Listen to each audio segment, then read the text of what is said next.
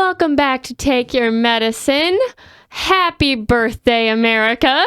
It is the 4th of July, and my name is Sadie. And my name is Jacob. And it is, in fact, the 4th of July, the greatest day in American history. In world history. To date, and world history.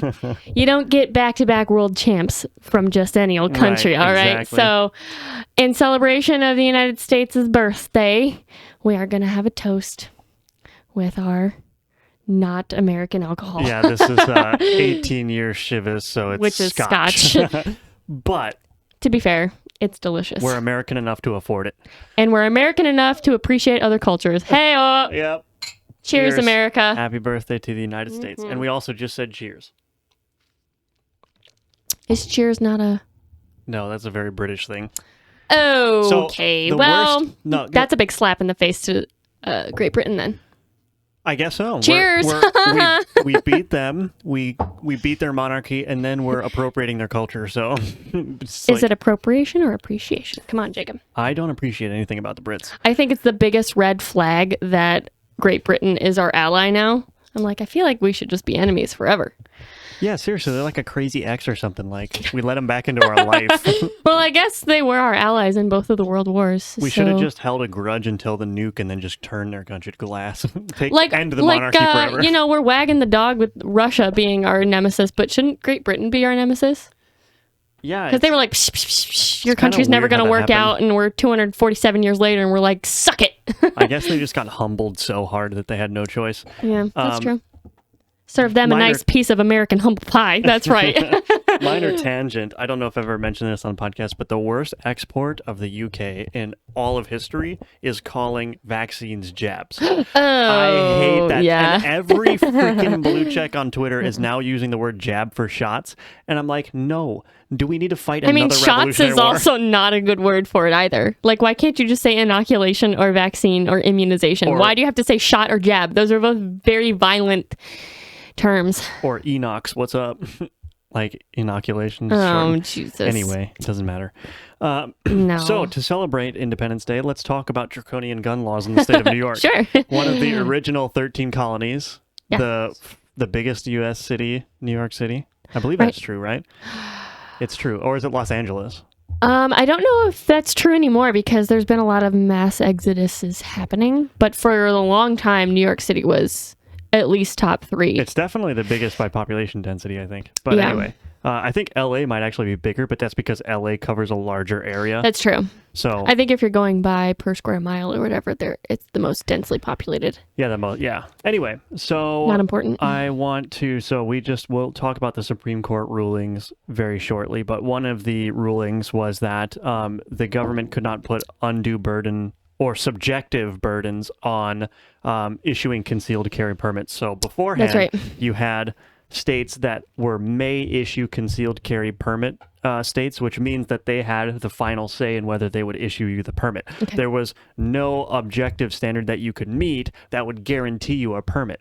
And I think in New York's case specifically, or was it New York? I think it was New York. Maybe it was California. In any case, one of these states, there was a subjective requirement, which is that the government had to determine that you needed the weapon, either because you were a person of prominence or because you had a unique reason to believe that you were in danger.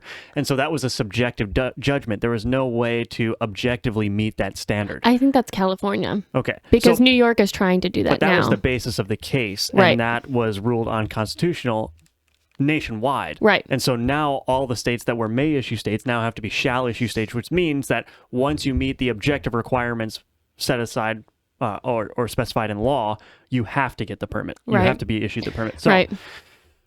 in New York, they're trying to circumvent this decision. They're Yes. trying to get around it. And so here I have this pulled up on Twitter, which is just an ignorant person. I'll go into the actual law in a second. But this is from a person called Andrew Wortman.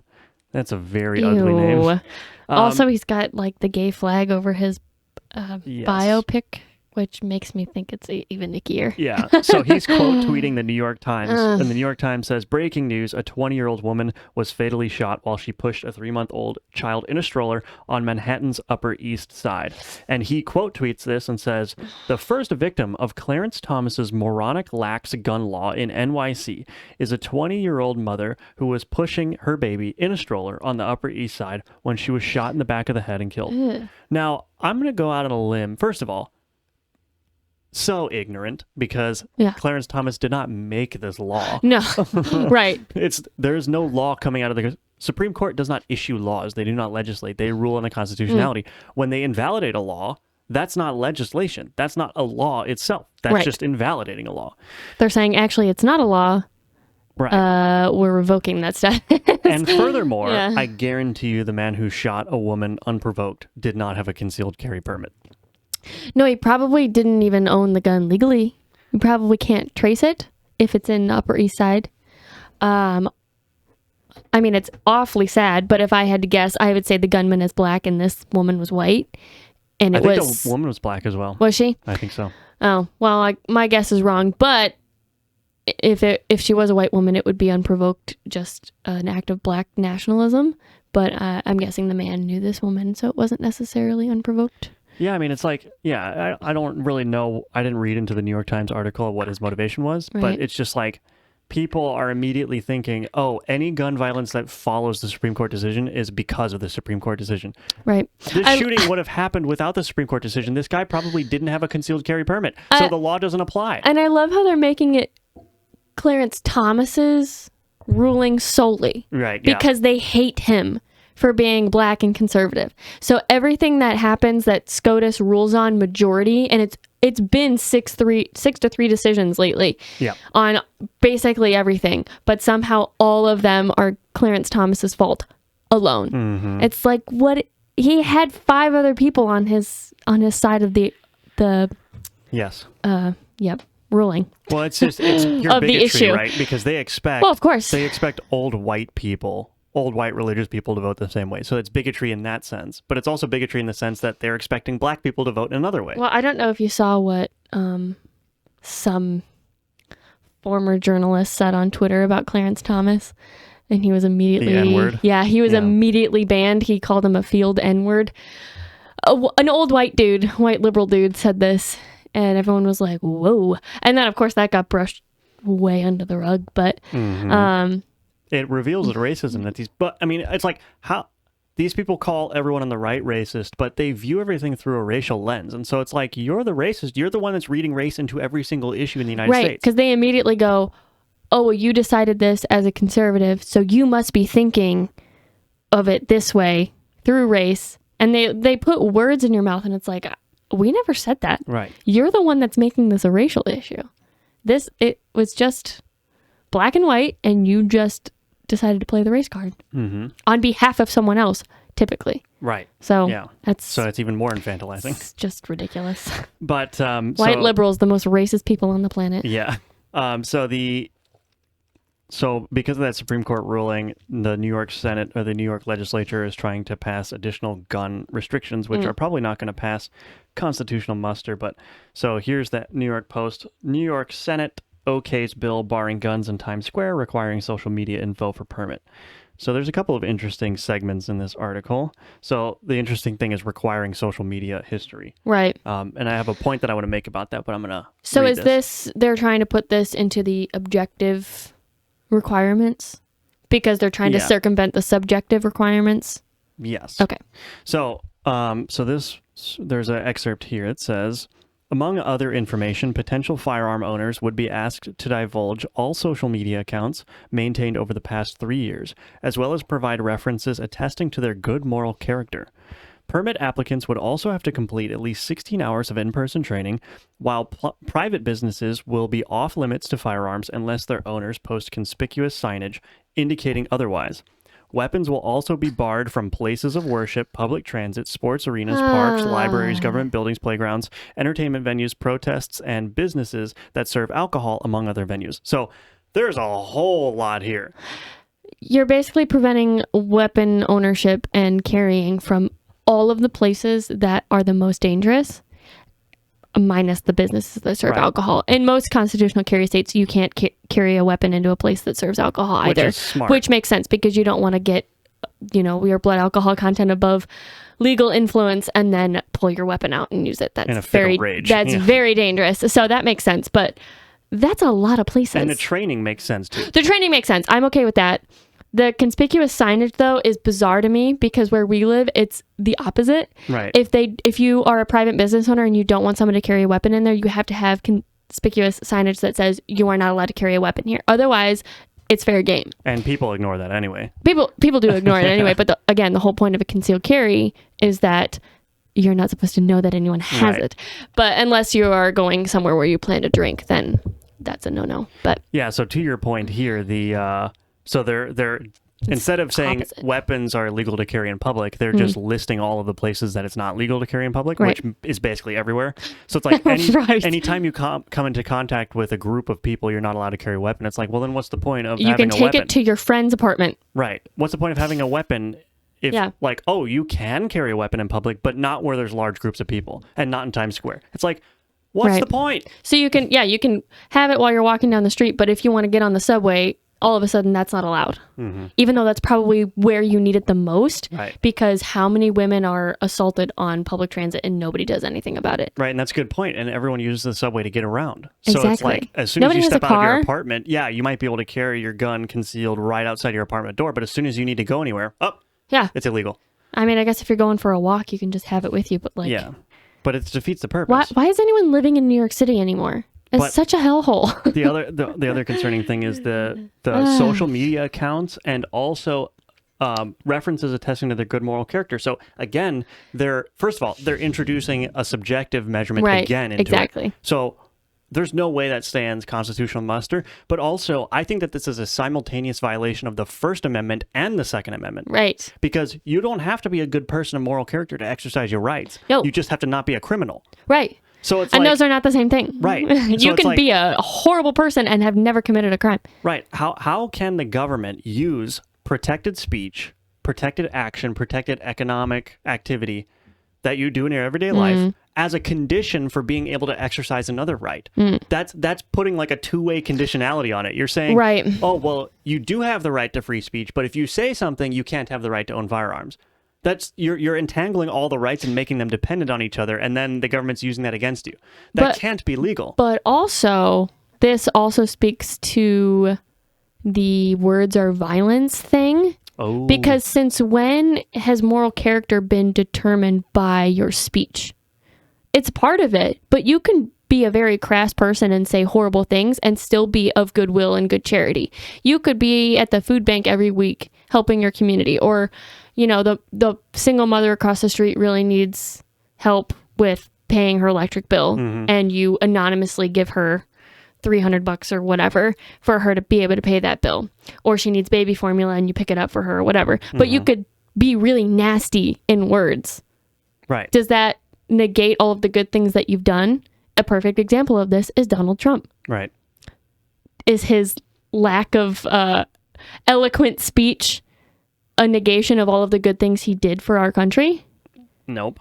But they would say that because words are violence. But also the way that they're pushing the left-wing gender ideology too. Somebody that's expressing a genuinely held belief about like homosexuality being a sin Right. is going to be labeled as a violent, hateful person that And isn't immoral. isn't of good moral character, right? They are imposing secular viewpoints of morality as a requirement to exercise your right. Right. So And the opposite goes too. You can say all of the right things and hold hatred and venom in your heart.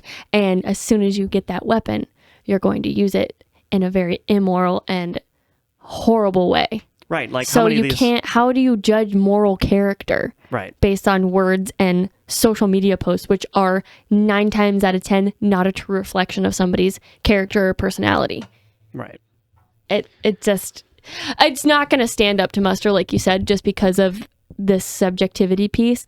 If they took that bit out of it, the rest of it might be Yeah. permitted, I even don't, though it's heavily restricted. I don't know about the restrictions because it's like, what's the difference between outright banning guns and just specifying every single place that you can't carry a gun?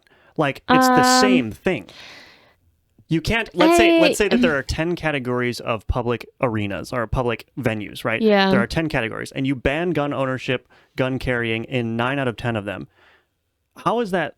Okay, so just because there's one tiny category of public venue that you can carry your gun in, that's constitutional? I mean, you're putting such an undue burden on the exercise of the right. It'd be like saying, well, you can protest, but you can only do it, on this street corner at this time and nowhere else throughout the state. It's like, well, technically you have the right to free speech, but if you are impeded from exercising it, then it's like a same thing as a ban on it, right? Yeah. It'd be like saying they could do the permitting, right? If I would imagine if this law gets struck down, they would just increase the training requirement to 1,000 hours. And then it's just like, no one's going to do that. Yeah. No one's going to do 1,000 hours of training. It would still be technically objective, but it's putting such a burden on the right that it's like basically banned. And I mean, I know it's not really the point. Leftists don't care at all about this part of the puzzle, but these very highly restrictive laws do not in any way lessen gun violence when the weapons are illegal and untraceable and held by criminals. It doesn't help in any way. Mm-hmm. The more restrictions you place on gun ownership, the more gun violence we see. And this has been proven time and time again. And violence in general increases. It doesn't even have to be gun violence. That increases when you restrict personal weapon usage and ownership. I mean, it's the proof is in the pudding, and they don't care. They want everyone to be in danger all the time so that they have to rely on their government, which is why they keep trying to pass these things. Yeah. But the really striking venue that you're not allowed to have weapons in is protests. And it's like, how frequently do we see now protests in this country turn violent? And you are explicitly saying that your citizens are not allowed to protect themselves in the event that a protest turns violent. And also, that's not even a valid concern because there was just a shooting in Akron, Ohio. Yeah. And I saw protest footage, and there was the new Black Panther Party, which I don't agree with ideologically, but they were standing out in public right next to the police with their AKs slung around their shoulders. And it's like, you have a very ideologically driven party, the new Black Panthers, who are openly carrying weapons in front of the police, and no violence happened. Right.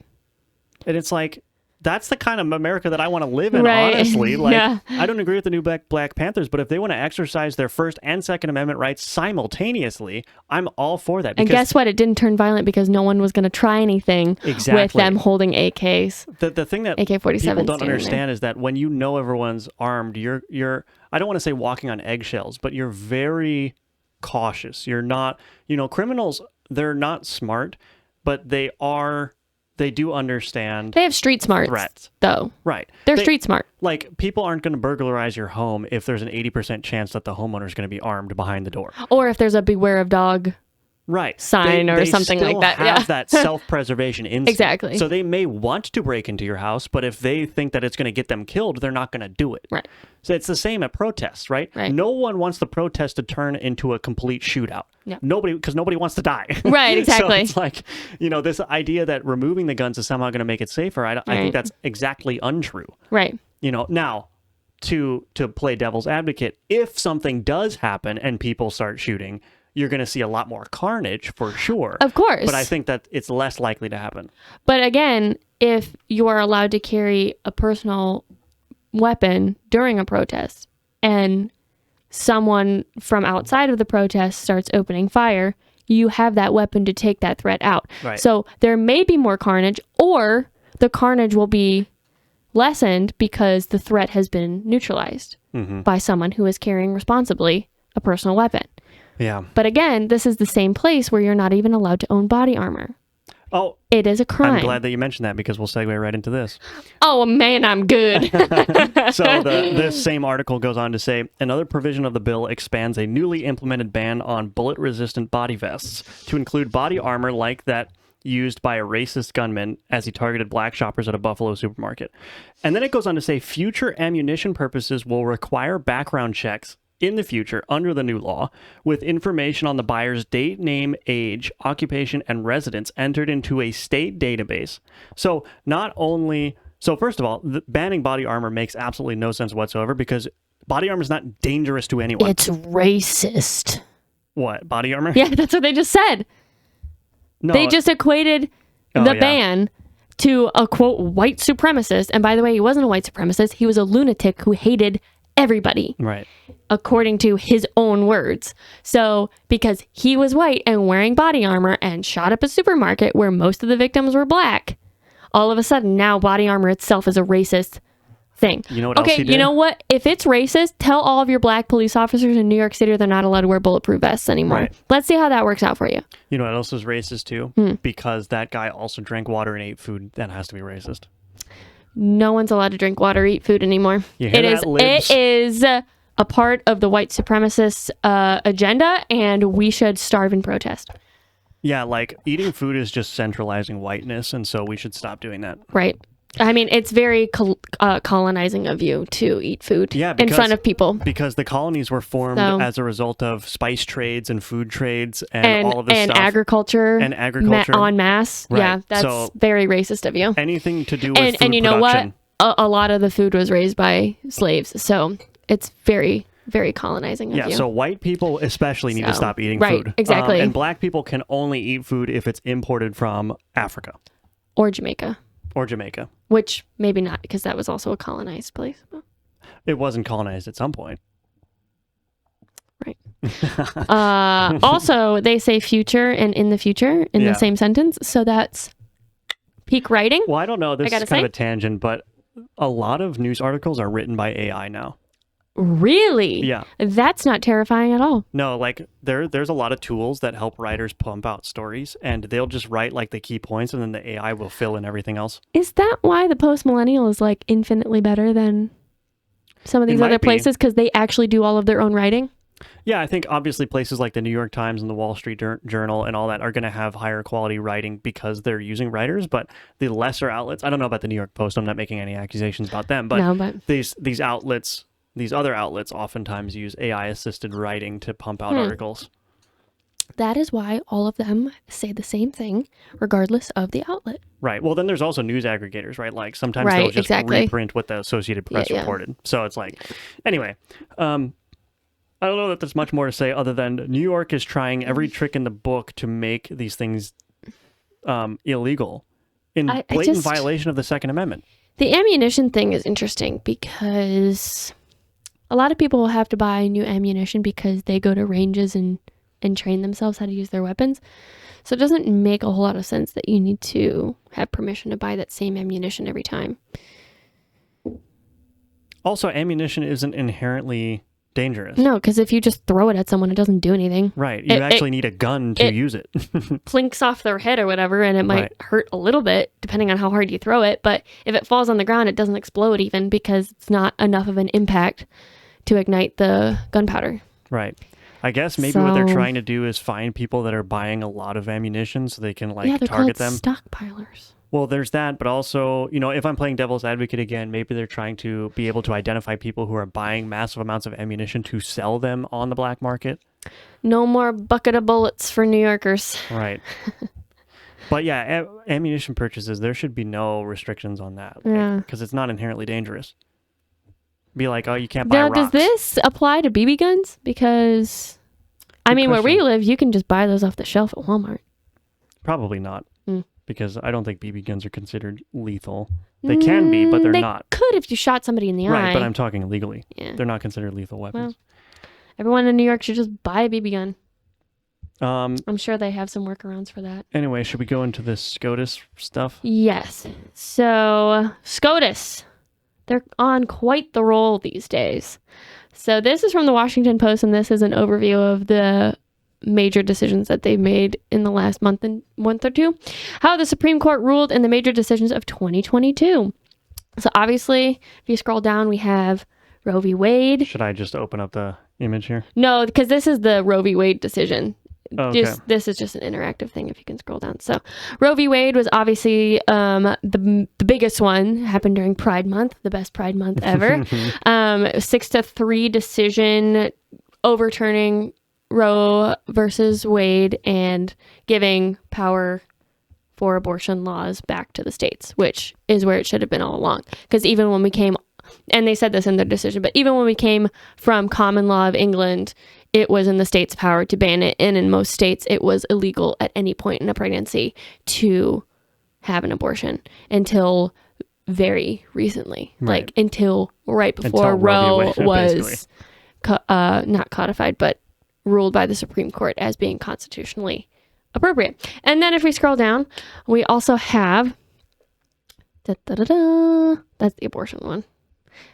The Second Amendment, which is what we were just talking about in New York State, Governor Kathy Hochul tried to sign into law some very draconian laws, and that's why they're trying to do this new workaround. And the Supreme Court ruled that that was not constitutionally based and that they were not allowed to do that. So now they're back to the drawing board trying to figure it out, which is what we just talked about. So what are we looking at here for the audio?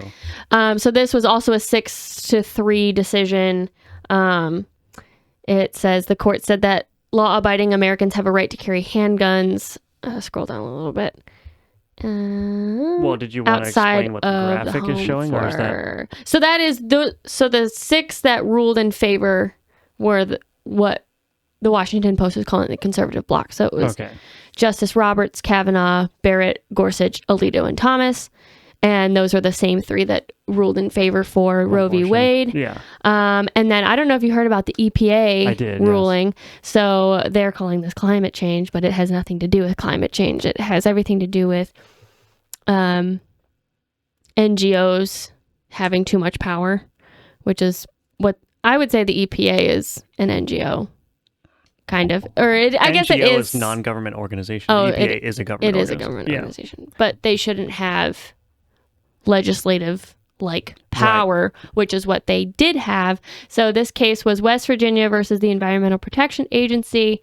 And basically, the court, so this says the court rolled back the EPA's ability to reduce the carbon output of existing power plants in a blow to the Biden administration. Power plants.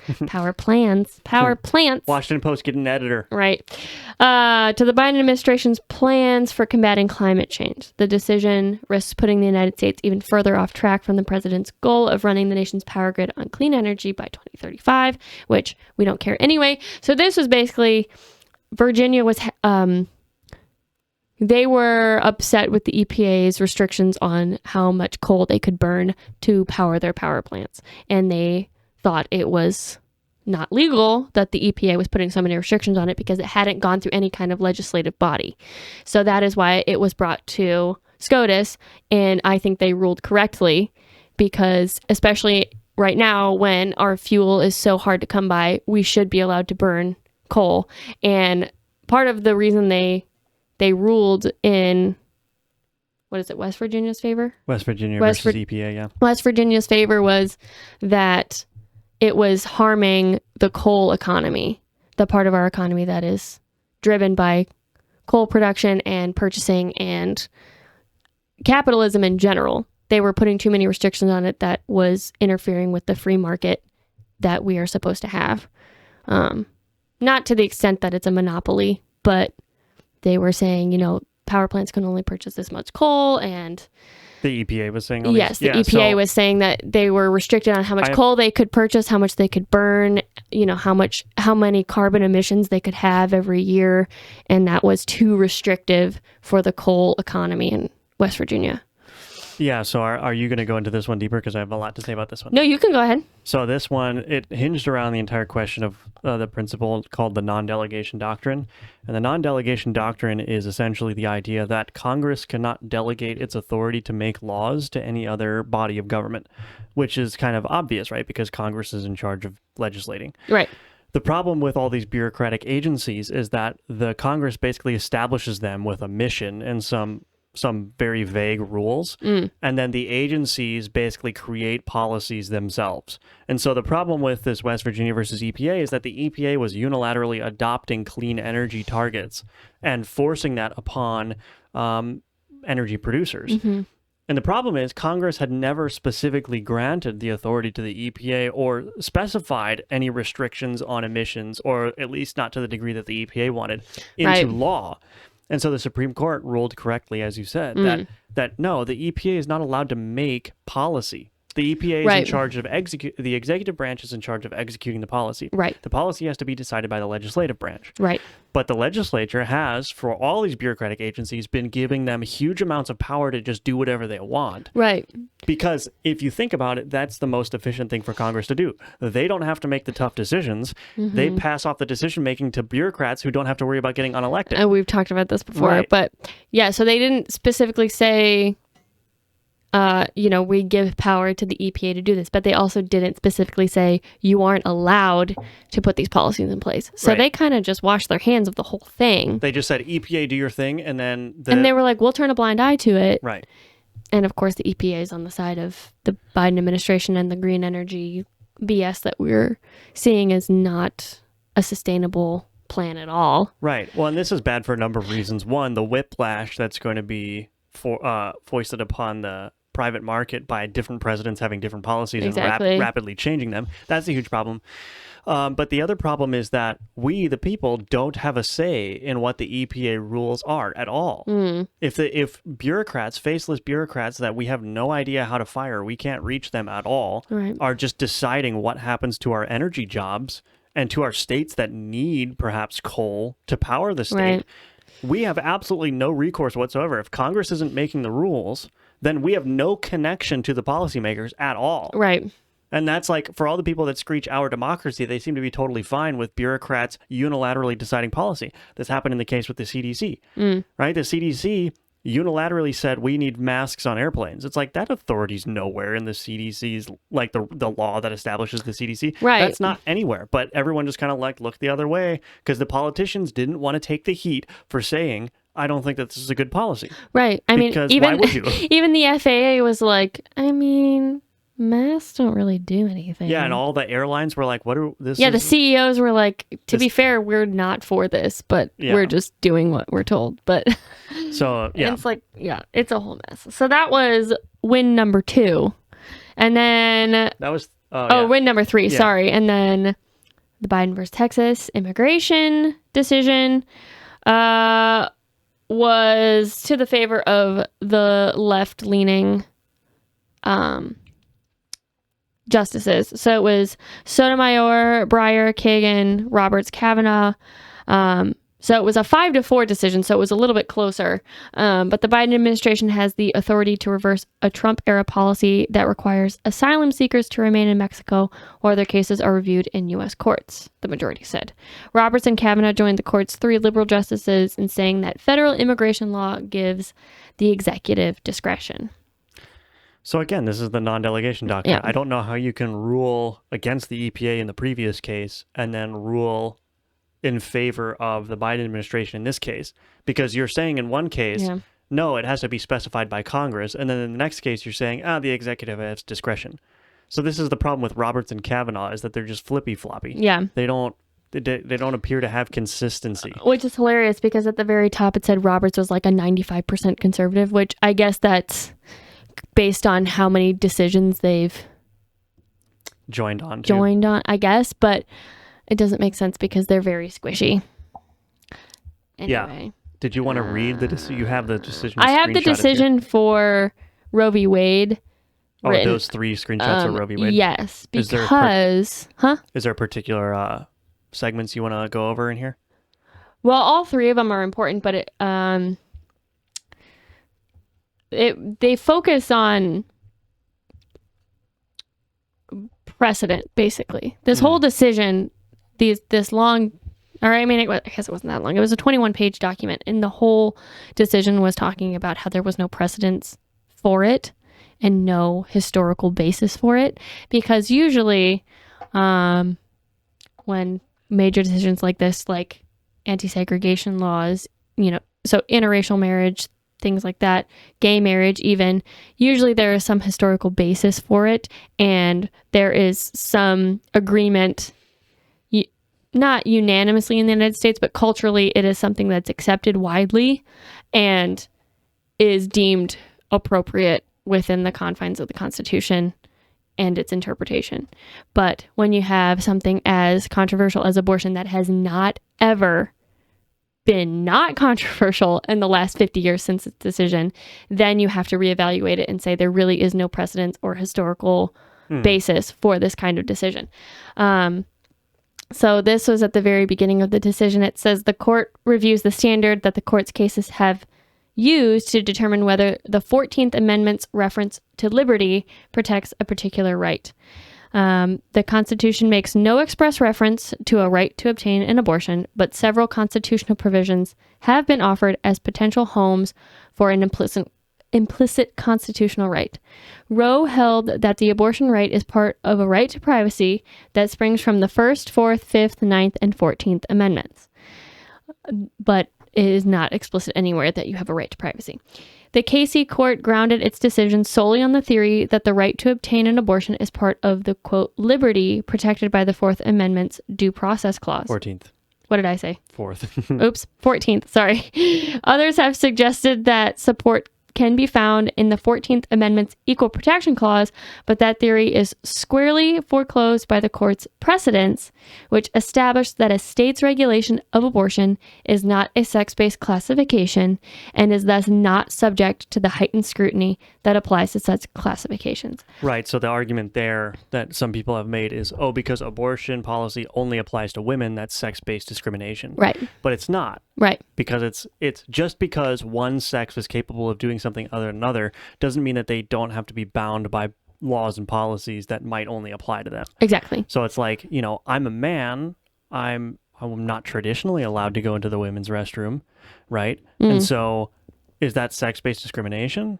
No, it's like I'm a man and I can't go into a female space, right? Right, but it's the opposite. Like women can't go into men's rooms. Right, exactly. It's the same. So it's the same ruling, but in opposite places. Right, and if men could give birth, which they can't, but if they could in some alternate universe, this rule would also apply to them because it applies to abortion generally, not just to women specifically. Do you see what I'm saying? Well, and I think part of that too is that it does apply to men if they're the practitioners providing the abortions. Right, exactly. So it's not just that women decide they're going to have an abortion and do it. They have to seek out a provider to do it. So it makes it illegal across the board to either consent to it or, well, not illegal. It throws it back to the states to say, can you consent to it or not?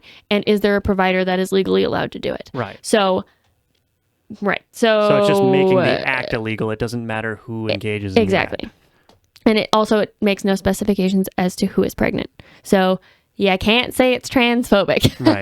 Right. And then at the very end, it says, rather, regulations and prohibitions of abortion are governed by the same standard of review as other health and safety measures. Right. And so if you're implementing a health policy that happens to only implicate men or women, then that's not discriminatory. That's just the nature of reality. Right. And then the next clip talks a little bit more about the due process clause of the 14th Amendment. So it says the court's decisions have held that the due process clause protects two categories of substantive rights: those rights guaranteed by the first 8 amendments of the Constitution and those rights deemed fundamental that are not mentioned anywhere in the Constitution. In deciding whether a right falls into either of these categories, the question is whether the right is, quote, deeply rooted in our history and tradition, and whether it is essential to this nation's, quote, scheme of ordered liberty. The term liberty alone provides little guidance. Thus, historical inquiries are essential whenever the court is asked to recognize a new component of the, quote, liberty interest protected by the due process clause. In interpreting what is meant by liberty, the court must guard against the natural human tendency to confuse what the 14th Amendment protects with the court's own ardent views about the liberty that Americans should enjoy. So that is a very important part, because I think a lot of people are really angry at the Supreme Court right now for making this decision, but they're saying we are trying to be constitutional purists about this. We're trying to be very strict and in line with our tradition and our history, as well as what the Constitution and due process clause are saying. So because this has been such a controversial issue for the last 50 years, there is nothing even in between the lines that says that you have a right to this. Right. Because it's been so fought over. Even gay marriage, like, traditional Christians or Muslims or Jews are not in favor of homosexuality, but they also aren't like protesting every day that people are like their neighbors are gay and married, because we've just come to recognize that. And same with interracial marriage and the desegregation laws. Right. So this is more about the history and tradition. Guided by the history and tradition that map the essential components of the nation's concept of ordered liberty, the court finds the 14th Amendment clearly does not protect the right to an abortion. Until the latter part of the 20th century, there was no support in American law for a constitutional right to obtain an abortion. No state constitutional provision had recognized such a right. Until a few years before Roe, no federal or state court had recognized such a right, nor had any scholarly treatise. Indeed, abortion had long been a crime in every single state. At common law, abortion was criminal in at least some stages of pregnancy and was regarded as unlawful and could have very serious consequences at all stages. American law followed the common law until a wave of statutory restrictions in the 1800s expanded criminal liability for abortions. By the time the 14th Amendment was adopted, 3/4 of the states had made abortion a crime at any stage of pregnancy. This consensus endured until the day Roe was decided. Roe either ignored or misstated this history, and Casey declined to reconsider Roe's faulty historical analysis. Drop the mic. Was this Clarence Thomas that wrote this? Or was this Alito's No, it was opinion? Alito. Okay. This was Alito's opinion.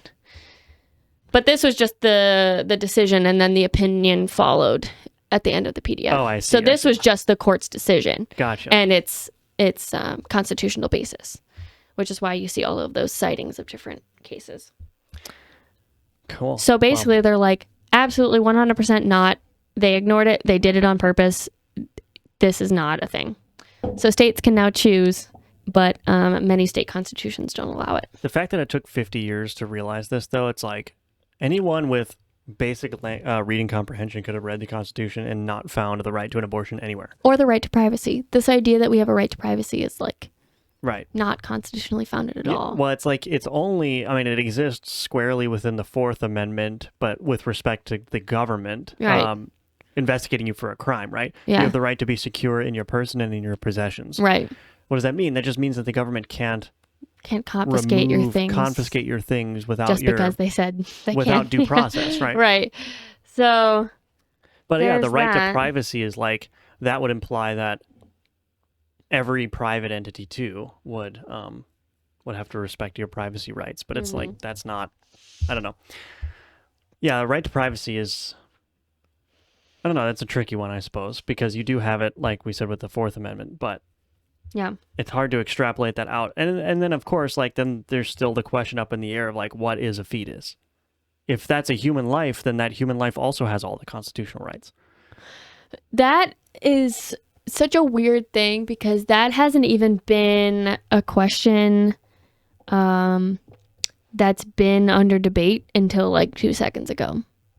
What is a human life? What is a fetus? Yeah. Like, even people who didn't have the ability to know if the baby was alive until the quickening, which is movement of the baby in the second trimester, they still knew that it was a human in their body. Before we knew what it looked like for a baby to develop in utero at every single stage, a grain of rice, a clementine, or whatever, they knew it was a human. But now all of a sudden, well, probably when Roe was decided, that's when this debate over what is a fetus started to come up. And it's like, you're telling me all of human history just negates Right. that it's a human life? So it shouldn't even be a debate.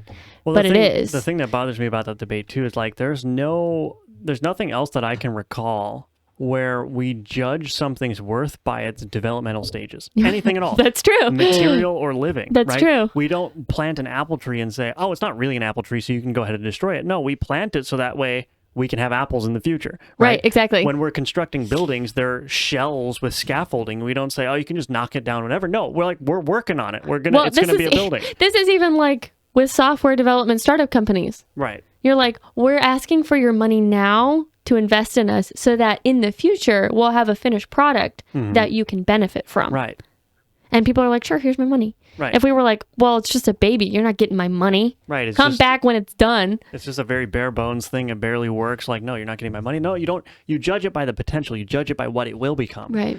And that's true for everything. I mean, I could think of a million examples. Baking bread, right? We don't say, Right. oh, it's just flour, throw it in the trash. No, you're making the flour for a reason so it can turn into bread so you can eat it later. Right. We don't judge things by their developmental stages. Right. But except unless it's a human life. Like all these left liberals who love abortion would be absolutely horrified at the idea of cutting open a pregnant dog and killing all the puppies Right. because you didn't want them because the dog got pregnant unexpectedly. They would recoil in horror at ripping these puppies away from their Yep. mother.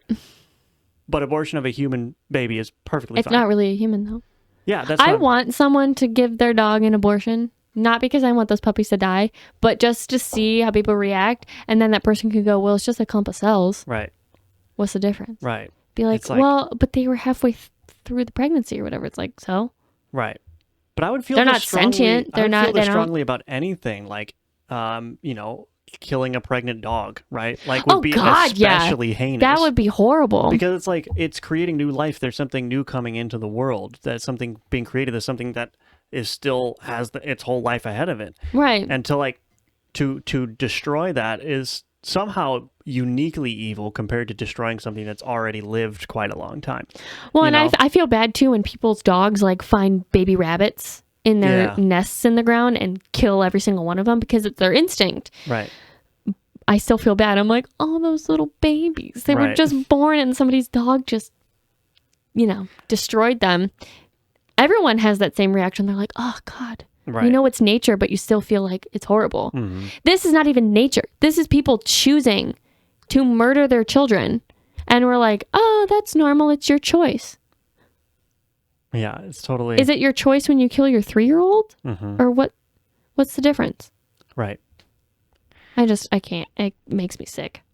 Anyway. Yeah, and I think I hope this is the last time we ever have to talk about abortion because now that it's in the hands of the states, the blue states will probably legalize infanticide and the red states are just going to say 15 weeks at max just to appease everybody who's leftist in their state and call it a day. yeah.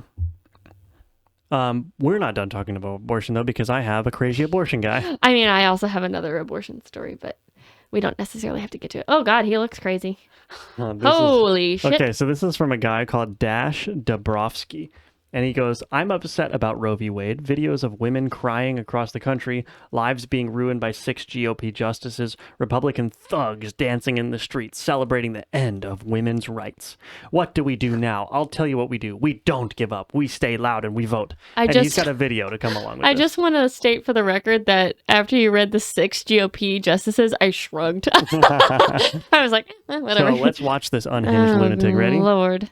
We knew this day was coming, people. We knew it when Donald Trump appointed 3 Republican Supreme Court justices who said they would uphold Roe v. Wade and lied under oath just so they could get confirmation and then overturn it once they came into power. We knew this day was coming. Okay, I'm going to stop it there because for people that are just listening, this guy is super animated, but his eyes are like stuck. He's super twitchy. His eyes aren't moving at all. There's no emotion in his eyes whatsoever. He's not blinking. It's like he's got glass eyeballs and his eyelids are permanently open shut. There is not a hint of emotion in his eyes. No. His eyes are completely dead. He's probably on a lot of drugs. I don't know about He looks that. like a Wallace and Gromit Well, that's what claymation I'm saying. character, and he This- keeps doing this, I've and I'm like, never what are you seen doing? a person in real life that looks so much like a Pixar character. It's true. Like his face shape, but it's what's most unsettling is that he's really animated and he's angry, but his eyes are not. He doesn't even sound that angry, though. Yeah, that's true. He's like, I'm angry, man. And they're like, are you? Actually? It's very unsettling, Ugh. but we'll keep going here. So what are we gonna do now? Are we gonna surrender? Are we gonna say, no, it's over, we're going back to the dark ages? No, stop it. We're going to show up to the ballot box in massive numbers, and we are going to make sure women's reproductive rights return to where they belong, in the hands of women, not in the hands of 6 Okay. Republican Supreme Court justices. He is so close to the camera that I I feel the need to back up. Like, you can tell that he's the kind of guy that no matter what conversation he's having with you, he's got to be like right here in your face, like 6 inches away from your nose, and you're like, back up, dude. Right. I can get the essence of your person here. Right. You're spitting on me. Like, back up. And I wonder, maybe Oh my this is just purely performative because there's not a whole lot of rage in his voice. Like, you're not detecting that. It almost sounds like he's acting and very poorly. But also, I wonder if the reason his eyes are like glued open is because he's watching himself on the screen.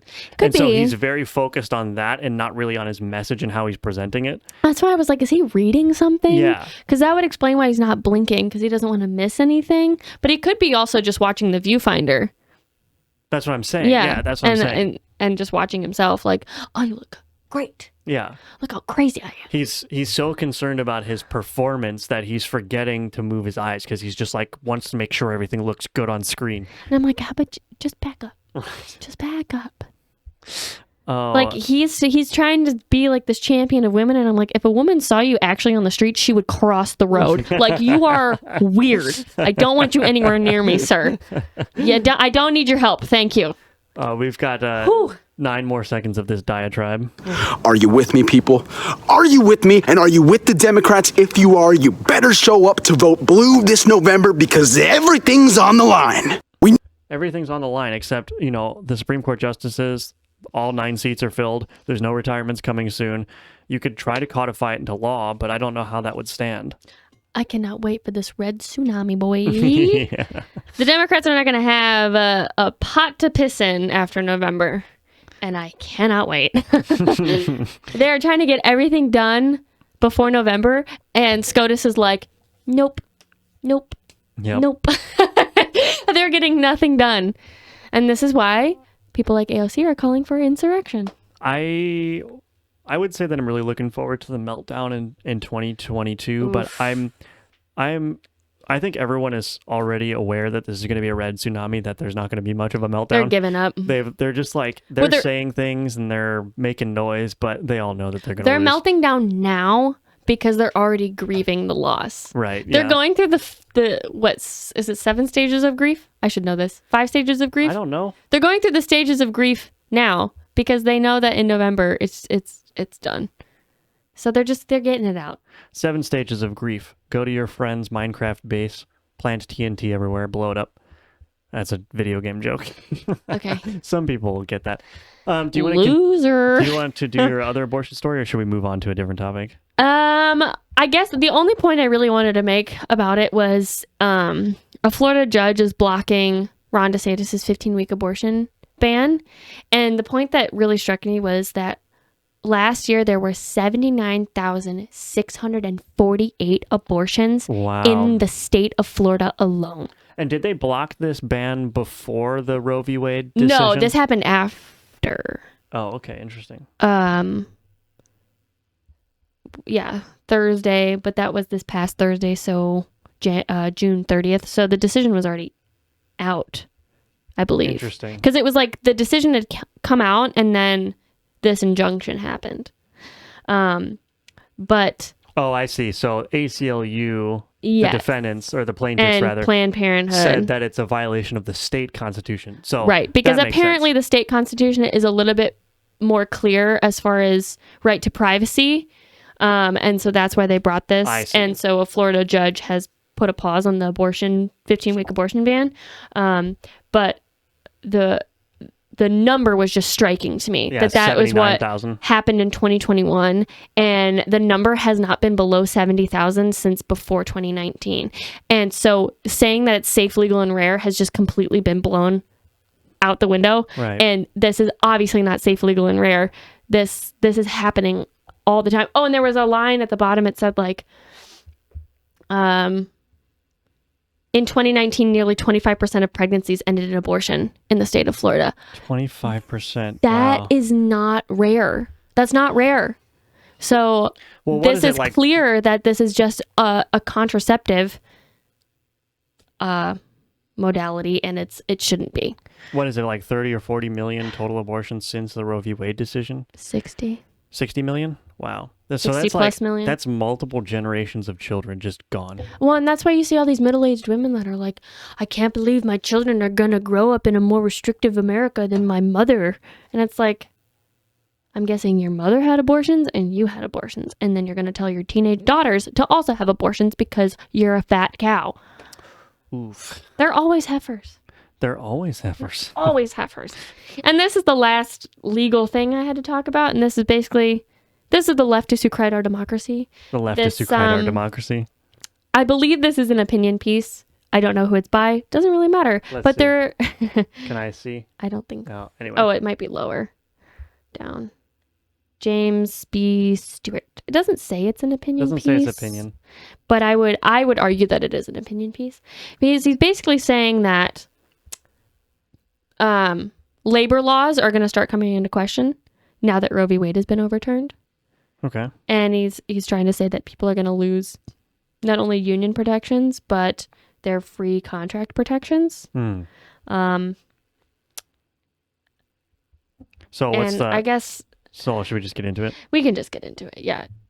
He puts in a lot of jargon in this. So but what's the that's title okay. of this? Did you read the title already? I didn't. So this title is, Did the Supreme Court Open the Door to Reviving One of Its Worst Decisions? Lochner versus New York is a 1905 decision on labor law. It's imprinted on today's law students as an example of bad jurisprudence, but those old days could be returning. In the annals of the Supreme Court, few opinions have been more reviled than the 1905 decision in Lochner versus New York. In striking down a law that prevented bakery employees from working more than 10 hours a day and 60 hours a week, the court, under the 14th Amendment, enshrined a constitutional right to freedom of contract. That is, the freedom of people to form contracts without the government involvement.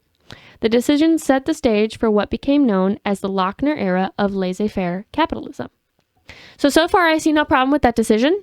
Right. I think allowing people to be subcontractors or non-employee contractors for others and working as many hours as they feel comfortable doing is well within the law. And there is nothing in violation of safety of employees and workers in that. So I'm going to play devil's advocate a little bit Okay. with that decision. I know that's not really the focus. You've been devil's advocate a lot this episode. Well, yes, I like to think, but it's useful for law the situation decisions. I can see this being dangerous in is, in a modern day example, illegal immigration. You have Right. a flood of illegal immigrants coming across the border that don't have any leverage whatsoever because they're undocumented or Right. because they don't have appropriate visas or whatever. They basically have to work for less than the minimum wage Right. and whatever demands their employer levies against them, because they will be fired at best or reported to the immigration authorities at worst. True. So you're in a situation where the government essentially has an indentured servant. Now, that should be fixed by government policy preventing illegal immigration, not by legislating against the companies. But we could take it to the 1905 era. This was the era of big monopolies, right? Right. That's true. And you had mass immigration still happening from Europe and whatnot, right? In that case, you have a surplus of labor.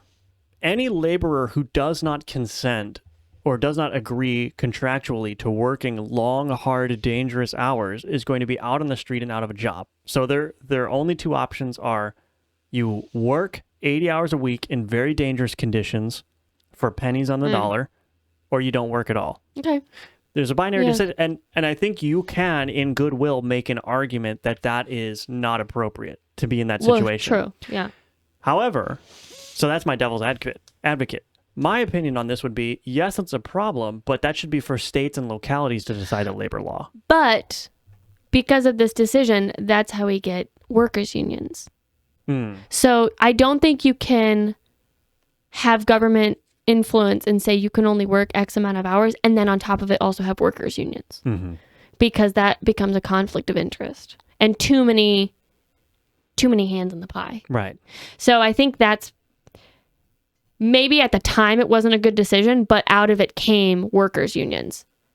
I see. So it was kind of like, here's the silver lining. Yeah, that makes sense. Yeah, I mean, So to look back on it as a bad decision is basically you saying that you don't agree with workers' unions. yeah, and I think, to clarify, I think we all kind of sometimes fall into the trap of we want the Supreme Court to make the decision on policy that we think is appropriate, but their job is to rule in the constitutionality of an issue. Exactly. And the Constitution doesn't say anything about labor. Right. So Which is probably why they ruled the way they did in 1905. So the point of this leftist bringing it up at all is kind of stupid.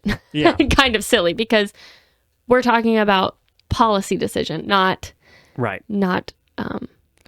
Constitutional decisions. Right. And the policy needs, because the Supreme Court said there's no constitutional, restrictions on labor. Right. That automatically means that under the 10th Amendment, it goes to the states to decide. Well, and there's nothing in the Constitution either that says that if you're able-bodied, you have to work. And there's Right. nothing under the Constitution that says that you have a right to work. Right. Because there's a lot of people who don't work and they survive just There's fine. a lot of people that want to work and can't find it. Right. So there is no constitutional right to employment. Mm-hmm. It just doesn't exist. Right. And striking. Oh, wait. I already read that. That era lasted until the Great Depression and the New Deal in the 1930s. In its heyday, the frequently cited Lochner was arguably the most important business case, the court had ever decided, severely curtailing the government's ability to regulate business and the economy. I don't see that as a problem, though. I don't think the government should be regulating business and the economy. I would clarify that. I would say I agree with you, but I don't think the federal government should be doing that. Sure. I think states and localities, I'm all for local, rule. If a local city wants to basically turn into a communist state, I don't see any Looking problem. at you, Portland. Right. I don't see any problem as long as you are not infringing upon all the constitutional rights. Sure. If you want to have really high taxes and a government jobs program in your local city, I don't care. I do not care. I will not live in your city. I will not pay your high taxes. I will move out the moment it takes a turn to the left. But I'm all in favor of small blocks of people organizing and passing laws that they're all going to abide by. Right. And if it turns out to be good policy, people will move there. And if it turns out to be bad, people will leave. Which you see all the time. Right. The problem is when you have a bad policy that's at the highest level, there's no escaping from that unless you leave to another country. Right. And I mean, this was versus New York, so it's obviously at the state level or the city level. It's probably the state because it doesn't say New York City. But still, I think even with a state government regulating business, I think that can get into some tricky waters too. Yeah. Except for the broader anti-monopoly laws that we have federally. But again, I don't know about that. But today, Lochner is imprinted on the mind of nearly every law student as an example of a bad decision. I don't know why. While Lochner was never expressly overruled, it, along with the segregation-era decisions of Dred Scott and Plessy v. Ferguson, it was practically cast aside by subsequent rulings. But with the settled law, I love how they say this, it's settled. But with settled law suddenly seeming anything but, it's important to consider what might be coming. Lawrence Tribe, a Harvard Law School professor and a liberal constitutional scholar, said that based on the logic of Dobbs, quote, there's no principled way to hold back the tide that would return us to the law of the late 1800s on matters of privacy, reproduction, sexual intimacy, and LGBTQ equality. Okay. Although Lochner itself is probably too radioactive for this court to embrace outright, the court's overall hostility to government regulation of business and its celebration of individual freedom are clearly in the ascendant. Professor Tribe warned that the effect could be to return our jurisprudence to a pre-industrial agrarian world. It's all but unthinkable. The consequences, he added, could be horrendous. So the thing about this that particularly stands out to me is that he's saying it would return us to the law of the late 1800s, as if that because the laws were in place in the past in a certain way, that automatically makes them bad. This seems to be like a left-wing position, like anything that happened in the past is automatically bad. Well, that makes sense because if they're the people of progressivism, right, they don't want to return to anything, even if it was good. They only want to try new things. Right, but that's what I'm saying. You could do something bad in the now that creates a terrible future, and then based on their logic, you would never overrule that because, that was the past and we got over that. It's no, it is possible for things in the past, policies and whatnot, to have been better than they are today. Right, and there are things that have been put into policy in the past that we still have today.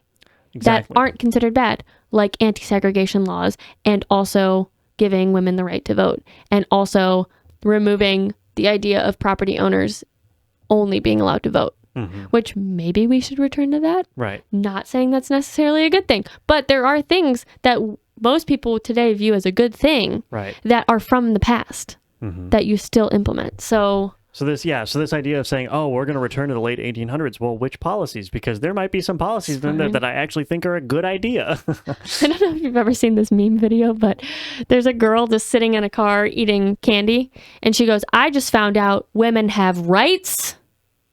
Take them away. We don't deserve them. It's so funny. She's probably like 16 or 17. It's hilarious. It gets me every time. And I'm kind of like, I don't know that I disagree with her. I'm like, I really, truly don't. It made me laugh, but it also made me think. Like, I don't think she meant it to be that existentially, thoughtful, but it was. Because she was just eating candy. I think she was Right. high out of her mind, but like, it was hilarious.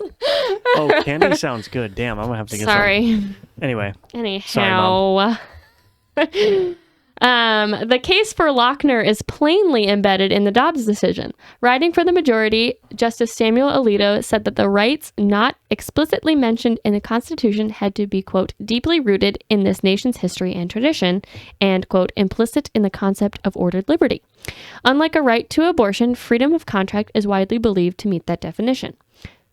I'm not seeing how that's a problem. Right. Yeah. Yeah, it is deeply rooted in our tradition to be hardworking and expect compensation for that hard work. And to also decide when you're going to work. Right. I do see that as being deeply rooted in our tradition and our history. Because we did come from an agrarian culture. Like the colonies were primarily farmers. Yeah. Don't see a problem with that. Yeah, I mean, it's hard to imagine a situation today where, like, if there were no labor laws, for instance, or very little labor laws, that people would be much worse off. Like, I'm thinking Right. about, like, tech workers specifically. Like, the labor laws could all go away, and it wouldn't affect, like, the tech industry. Well, and you don't have a union, do you? No, Right. not at all. So, It would be like, tech workers have it so good that a union would actually make things worse. true. But yeah, you're right. Like, unions being present is essentially the stand-in for labor laws. Well, and I meant to clip this part, but I didn't. He did mention that the Lochner versus New York did not impede the safety and health regulations for like minors and Okay. and anyone who was working in a dangerous, like a factory or a mine. Those safety things were not at all touched by the Lochner versus New I York see. thing. So it was purely contractual. Like, It was purely contractual. Like a baker is in not as much danger as a miner. right. So they can choose to work however much they want without government regulation. But if you're working in a mine, you should have to take state regulated breaks. You can't work too many hours in the mine just because of your, lung inhalation of dangerous particles, but also the chance that it can collapse on you. So there were restrictions still even within that decision. So the fact that they're trying to make it like, oh no, they're coming for your hours or whatever. Right, It's yeah. kind of ridiculous. Yeah. But also, there wasn't. Or they don't care about you in the workforce. So Is stupid. we should also note in 1905, I believe there was no federal income tax. Okay. That didn't happen until World War I or thereabouts. No Social Security either. There was no Social Security. No And Medicaid, obviously. What was the other thing I was going to say? I don't remember. What else was there? No federal income tax. There was no. I don't think there was a federal minimum wage. I could be wrong on that. There wasn't, because that was also part of this. Really? Yeah. So this decision was made. We have to take that into context, right? Right. This decision was being made in an era where the government didn't have all of its hands in your pockets in your Right. paycheck, and so you could easily make the argument too that, because the government is taking so much money out of your paycheck every week, then you should probably get some protections in return against your employer. Sure. Because it's like, what if the government's going to take all this money from me? I'm not going to work 8 hours a week with no choice because I'm just going to lose all that money anyway. That's interesting, because I almost see it as the opposite. It's like if they have their hands in all of your pockets, then you should be allowed to decide how many hours you want to work. But that is how it is. That's what I'm saying. Yeah. So like a government restriction on overworking makes sense in the instance that they're taking a bunch of money out of your paycheck. Because like Right. you and the government are partners now in your employment, True. essentially. Right. Right. So it's like, if you're going to take money away from me, at least protect me from having to work long, Right. grueling hours. That's true.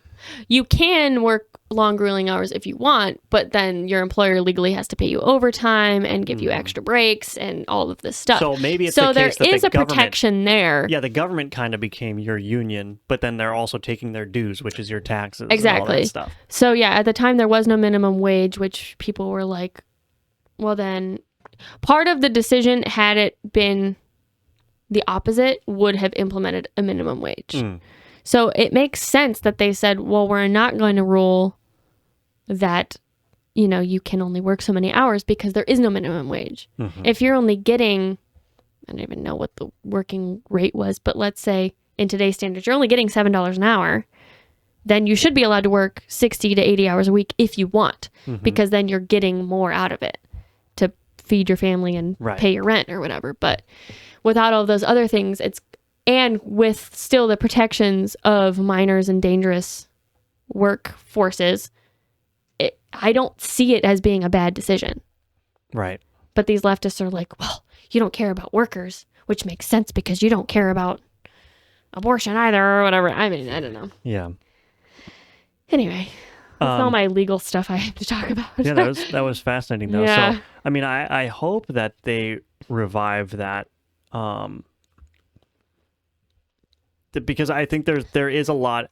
The government has gone too far. The administrative state has gone too far. Steve Bannon always says Right. we need to deconstruct the administrative state. I'd love to see the court play a role in that, because there's so much, in my opinion, that is happening in the state apparatus, Yeah. in the administrative state, that is just blatantly unconstitutional. Right. And they're just getting away with it because, frankly, I think for the most part, people are supportive of a lot of things that the government is doing. And so there's no really will to do it. Right. But I think that people don't realize what they're missing out on by having such an oppressive, administrative state. I think Which that a could lot of be opportunity could true. open up. But I think a lot of people, they like the government being like their parent and taking care of them, because there's a lot of lazy people in this country and they don't want to have to think about what's going to happen if I have to keep myself protected all the time. They like those social safety nets because then they can be as lazy as can be and they're still not ever going to have a problem. But maybe that speaks to your point about having opportunity, because if there's a fire lit under your butt, you're going to actually try to do something that's of value and not be lazy. Yeah. So I think social safety nets have probably hindered us as a society in a lot of ways. Yeah, I think so too. I think having some social safety nets is okay, like, food stamps for like mothers and infants is probably a good thing, because we don't want our babies to starve Right. and their mothers to starve. But I think all of this social security money and all of the employment we give out all the time, I think that's probably too much of a safety net. I think so too. Okay, so maybe. one more story, unless there was another one you wanted to talk about. Just one more point I want to make about that Lochner versus New York thing. I don't think the Supreme Court's going to touch it. Oh, okay. I think the government has too much involvement in employment status of its people now, that this SCOTUS is just going to be like, That's another good We're not gonna point. touch it. If you let the government get too entangled in everything, even if it's technically unconstitutional, a court is going to be very how are unwilling. you going to unknot that? They're going to be very unwilling to, destroy that, right?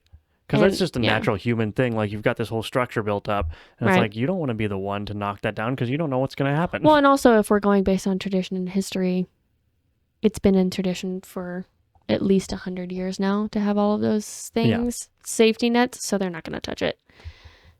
Anyway, Okay, last so final story, I Yeah. think. So Jordan Peterson was banned from Twitter. And he's basically banned permanently because he's refusing to delete the tweet. So here's the tweet. So Michaela Peterson quote tweets it and says, "Wow, Jordan Peterson got a Twitter strike. No more Twitter until he deletes the tweet. Definitely not a free speech platform at the moment at Elon Musk." And so here is the tweet that Jordan Peterson got suspended for. And it was about Ellen Page. Oh no, it's not going to go any bigger. no. Well, if you can't see this on the screen, it basically says, "Remember when pride was a sin and Ellen Page just had her breasts removed by a criminal physician?" Oh, So everyone's kind of debating what exactly he got suspended for. I think he was probably suspended for calling LGBT a sin and dead naming He Elliot didn't Page. say LGBT though. Well, He just it's said the pride. insinuation. Well, yeah. I'm trying to determine why Twitter banned him. I'm not making the argument. Oh, it's probably the dead naming.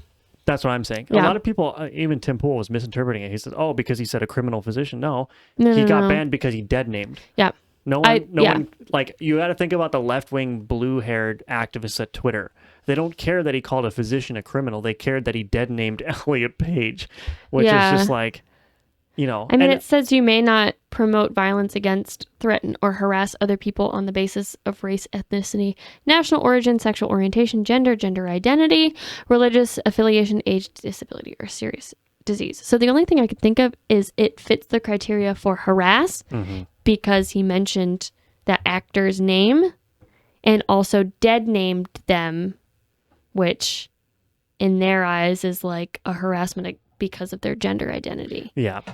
That's the only explanation I could think of. Yeah, and I don't agree with like dead naming as being a thing, but I do think like if you legally change your name, I don't see any reason why to not call you your name.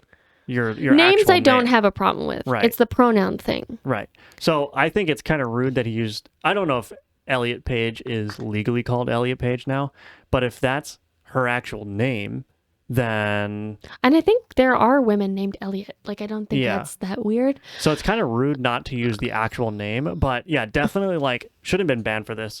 Well, I think if he had said Elliot Page just had his breasts removed, it probably wouldn't have got taken down because it would have been the correct name and the correct pronoun Right. as Twitter deems it.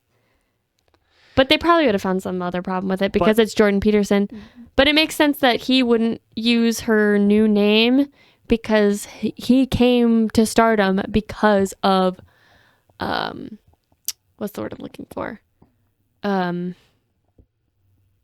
Not influenced speech, compelled speech Right. by his government Right. because this is actually a crime in his country.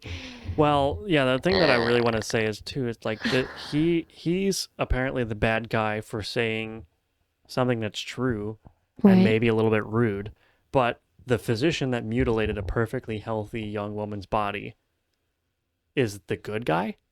What kind of backwards world are we And living in? allowed to practice still. Right. Like what kind of backwards world and you know, and his point about pride being a sin is a good point too, because like, you know, LGBTQ pride, it's like, no, you shouldn't be proud of all this degeneracy. You know, it's one thing if you're gay, but you're trying to otherwise live a moral life. You know, maybe you have a husband, but you're not flaunting it, right? And you're Right. not putting your sexual kinks out in the open. Yeah. That's like, I don't have a problem with gay people that are just normal people trying to live an upstanding moral life. I know Christians have a problem with gay marriage and all that. I don't. Right. What I have a problem with is when you're displaying all of your degeneracy in public so that I have to see it, and you're doing it unapologetically. That's Yeah. prideful. That's damaging to your image. It's damaging to your cause because I'm turning rapidly anti-LGBT everything because I'm just like, I'm so sick of this shit. Yeah. You couldn't have just stopped at gay marriage. Right. You had to go on with all the degenerate bullshit. So I'm not going along with that anymore. Yeah. I'm more likely to support policies that explicitly target you now because you have been so bold and pushing this in my face, and I think it's disgusting. Right. So it's like you couldn't have just left it alone and stayed in your bedroom. You Right. had to bring it out into the open. Well, and even like if you are a gay couple and you kiss each other in public, I'm not going to say anything about that. That doesn't bother me. It's when you're like, you have to watch us kiss and you have to like it. Right. It's like, I don't have to do either of those things and I don't want to. And if you don't, I don't affirm like my watching identity- straight couples kiss in public, to be fair. I don't think it's appropriate. I don't enjoy watching it because it's none of my business. Holding hands, hugging, fine, whatever, but I don't need to see anything else. Right. That's fine. I don't care. I just yeah, I agree. And I have a lot of gay friends actually, and it's very upsetting that this is happening because I don't see them as any less of a person because of their sexual orientation, and I don't think they're bad people. But when they wear all of their rainbow stuff and they say they're proud and all this stuff, I'm like, please stop. Right. I don't like you because you're gay. I like you because of the person that you are. Because you, actually, believe it or not, you have a personality behind all that gay shit. Right. You do. And that's why I like you, because I probably wouldn't be friends with you if you didn't have hobbies and didn't have a personality. Right. But the pride thing is interesting too, because you can have moments that you're proud of, right? But being prideful, that's where the sin is. Well, the other thing is like I literally cannot wrap my head around being proud of where you like to put your junk. I don't understand that. You know, do straight people walk around proud because they slept with their husband or their wife last night? No, that's just like a normal part of human existence. No one brings that up as like a point of pride. It's just What a are people normal- prideful about? They're prideful about their. I'm not saying these are good things, but the traditional like pride is like, I'm proud of what I accomplished. I'm proud of my intelligence. I'm Right. proud of my wealth, you know? Right. Those things can definitely be excessive. You should have some amount of pride. Well, that was kind of my point. Like, you can have proud moments, Right. but being prideful, Yeah. that's where the sin is. So, like, gay people can have proud moments where, like, they bought a house, they got married and they bought a house with Yeah. their spouse, or they're adopting a kid. That's a moment, or like the kid they adopted got straight A's or got accepted into a great college, or like those are moments to be proud of, but they are not prideful by throwing it in your face. They're just experiencing normal moments of joy and happiness and pride that Americans should be allowed to experience. Right. That's way different than dressing up like a demon and basically wearing stilts for shoes and being in a parade where you expose your entire body to even children. That's not even close to being the same thing. Living the American dream and being proud of that is not the same thing as putting yourself on display as an object. And also, like, displaying pride in a traditional sense is about getting people to recognize your accomplishments and see you as an upstanding person, right? True. Like, that's sort of the motivation. When you're saying, I'm prideful because I'm doing all this degenerate shit, I'm immediately disgusted. I think that you are not an upstanding person. I don't like you. I don't want to see you anywhere, right? It's like, you are not deserving of my recognition or my admiration when you do those kind of open displays of your pride. It's actually quite it's disgusting. It's just flat out disgusting. And I would be disgusted too if it was a straight person. True. If a woman went to like a 4th of July parade and just started dancing around naked because she was proud of that, I'd be like, well, I might be like, but then I'd also be like, well, that's the trashiest thing you could have done, and I'm not going to think that you're admirable at Okay, all. you're a stripper, but you just brought it out of your workplace into the streets. Right. So what? Nobody regards strippers and prostitutes and other sexual degenerates as upstanding moral people. No, and as an extension of that, anyone who goes to those places to see women take their clothes off, no one views those people as upstanding moral citizens either. You're like, Exactly. oh, you're sleazy and you're gross, and you go and you throw dirty money at naked ladies, and it's like, okay, every dude has probably done it at one point, but like the regulars that go all the time, you're like, you're just a sleazeball and you're just gross. And the women who are doing that for money are equally as gross. It's just not something that we should uphold as a good thing in our society. Like, we shouldn't be teaching our young girls that, you know, you make a lot of money as a stripper, so you should do that. Like, Or she used that's to start not, at OnlyFans, yeah, and that's not a good thing. that's like the Gen Z version of being a stripper. But Exactly, yeah. it's, It's a lot more profitable. there was but something else I was going to say. I can't remember now. Oh, did you get to watch any of those man on the street videos from No, different pride I parades? didn't. Something that really struck me about those videos is, you know, they just go up to anybody that's at Pride and just ask them questions about, like, why are you here? What's your pronouns? You know, stuff like that. Not a single person that comes up to the microphone is particularly intelligent. They kind of just go off on these rants, and you're like, what is the point that you're trying to make? And half the time, you know, these people ask them, like, well, how did you come to know that that was your pronouns? Or like, why that pronoun? And they're like, I don't really know. I don't. It's like, you're proud of something that you don't even understand and haven't even fully fledged out and haven't thought about it all. You're just like, this is my pronoun. And you're like, okay, but why? I don't know. then why am I supposed to take you seriously? Why are you proud of something you don't even understand? Mm-hmm. Maybe think about it first. Yeah. Yeah, I think So that's really striking. it is. And that actually brings up a good, I don't know if it's a good thought. I'll leave that to your judgment. Sure. But, I actually like, as annoying as contrarians can be, I actually like contrarians a lot more than sheeple because, like, the Fair. instinct to just not go with the flow is more often than not going to be the good instinct, right? To not go with what the popular current thing is Sure. and to automatically resist it. Even if you're just being contrarian, I still think that's more valuable than just going and adopting an identity that you don't know anything about in a movement that is obviously degenerate True. and just going along with that and then crumbling under the just minor questioning, Right. Well, because at least you've thought about it. And even if you heavily disagree with somebody opposite from you, at least you have rationale to back up your reasoning and your beliefs. If I disagree with you 100%, at least we can have a good conversation and we can poke holes in each other's theories Right. and make each other think. That's better than going, well, I don't know why that's my pronoun, because then the conversation's over there. Right. There is no conversation to have if the person you're talking to hasn't even thought about what they believe in. Right.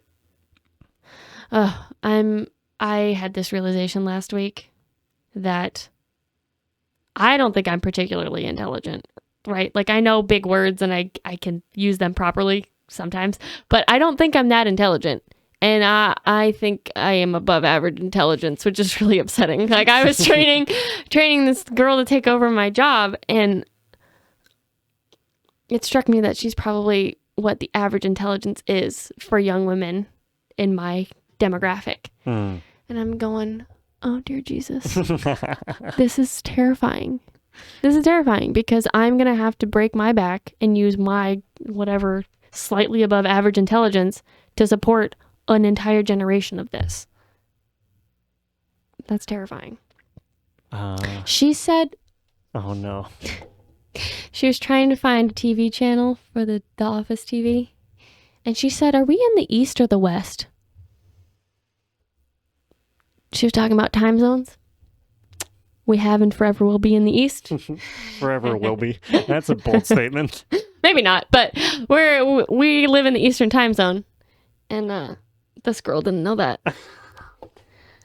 I was like, woo! What's the Dan Carlin joke? Like, think about how dumb the average person is, and then 50% of people are dumber than that. I know. I was like, Jesus. I think you're selling yourself short, though. I think you're very don't know. intelligent. I guess I don't think I am because I've surrounded myself with people who are far more intelligent than I am. That's the problem, And right? I'm the dumbest of the people that I know. And so I'm like, when I talk to actually dumb people, I'm like, A rising tide lifts all ships. That's what they I say. guess, Right? yeah.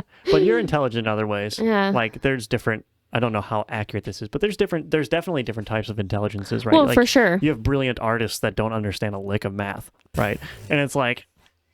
Don't ask me math questions. But I'm I not think- a brilliant artist, but don't ask me math questions. Right, but I think you're definitely more art-minded and socially minded than... I'm more of like a People. jack of all trades kind of intelligence because I know enough about a lot of things that it all kind of melts together and I can generalize information from one part of life to another, which is a type of intelligence, being able to take skills you've learned elsewhere and apply them to something new. But I don't know any one subject very deeply, Yeah. if that makes sense. Yeah. So math, nope, no good. No good. I'm pretty good with writing and literature. I'm pretty good at recognizing symbolism and different literary Elements. techniques and elements, but reading the classics is very interesting to me, and I can garner a lot of information from that. And music, very good at music stuff. And legal, apparently. Legal's. I'm just starting to dabble in legal. I've thought about going to law school, but I don't think I'd honestly pass the LSAT. So, but it would be interesting to be like a men's rights lawyer or something. Take it the Sydney Watson route, except going to the Well, next level. she's not a lawyer. Right. But Yeah, well, it's... anyway, just it's remember America's that. birthday. So. Yeah. People of average intelligence, think of somebody in your life that is of average intelligence, and half of the population is dumber than that. Thank you, George Carlin. Which, that makes a lot of sense when you think about the state of our nation. You're like, It does. okay, well, that puts it into perspective. Yep. Cool. Well, I think that's it for episode 22. Yeah. Right? So, again, happy birthday, America. My name is Jacob. And I'm Sadie. And check out the links in the description to follow us everywhere that we're at. And should we do a final toast? I think I have a little drop Oh, of... we can do a final toast, and I'm going to say, kiss a founding father. Okay. Let's hope they're not rolling over in their graves. Cheers, They are. America. Okay. Bye-bye, everyone.